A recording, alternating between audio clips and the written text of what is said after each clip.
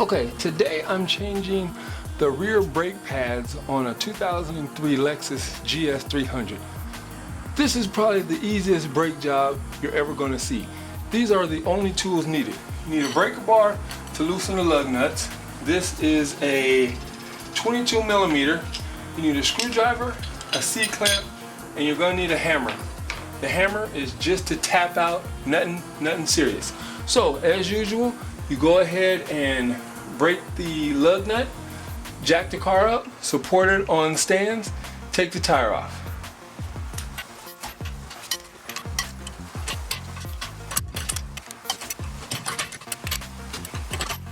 Now I'm just going to simply jack the car up, support it on stands, take the tire off. Okay, right now, just taking off the lug nuts.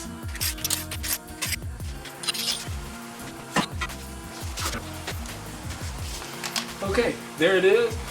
Before I go any further, I inspect the rotor. The rotor has a few grooves, but right now I'm just changing the pads. I'll get you the rotors another day. Let me show you the brake pads. Okay, right here, here's your caliper. Here's your caliper. This pin is all you need to slide out, pull the hardware off, and then there's another little wire bracket that you pull off. But this is a cotter pin. You take this cotter pin out, tap out this pin, tap out this pin, slide it out, take off the hardware, take out the little wire, which you'll see in a second. You take out the little wire, and then you slide your brake pads out, compress the caliper, compress the piston, slide one brake pad in, compress the piston on the other side, slide the other brake caliper in, put your metal wiring back on, put this bracket back on, slide your pin in, and put the cotter pin on. So I'll show you that right now. So right now I'm about to take that little pin out. This pin out right here. That little pin out.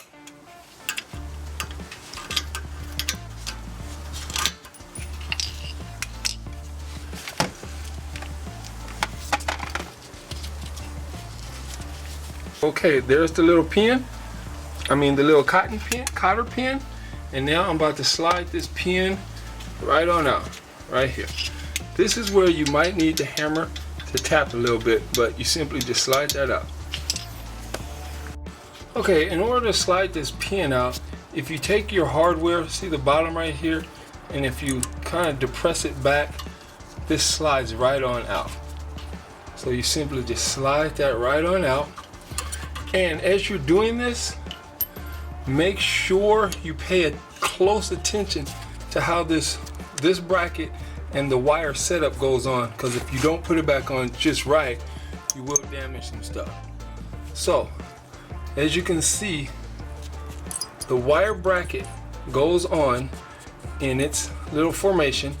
It slips in here, in there, sits on top, just sits down, and then this just sits on top of the wire bracketing. Remember, this sits on top of the wire bracketing. Then you simply use your screwdriver and gently take this off. Just do one side at a time.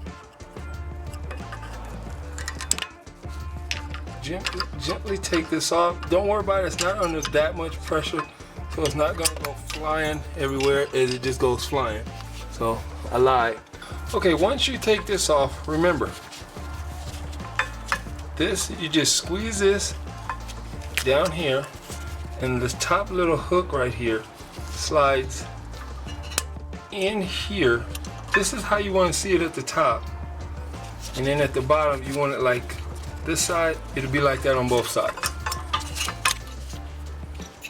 So as you can see, all you have to do is just slide the pads out right now, but I'm not going to do that. I'm going to depress the caliper. I'm going to get a C-clamp on either side, squeeze on this side, squeeze on this side, and then put the new brakes in. Okay, what I did was I took the C-clamp and I put it on the old pad and I put the other end on the outside of the caliper.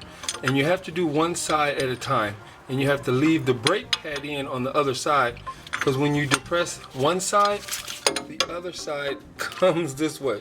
So you leave a pad in, depress this side, put your new pad in. So I already depressed this side. Here's the new pad. Here's the new pad. And right here on the pad, right here at the bottom, that's the indicator. Right there, the shiny thing in the light, that's the indicator. Right there. So, I'm gonna take the new pad, and I slide the new pad in. Now, the old pad will just slide out, but as you see that piston, it's too far, so I'm gonna leave the old pad in.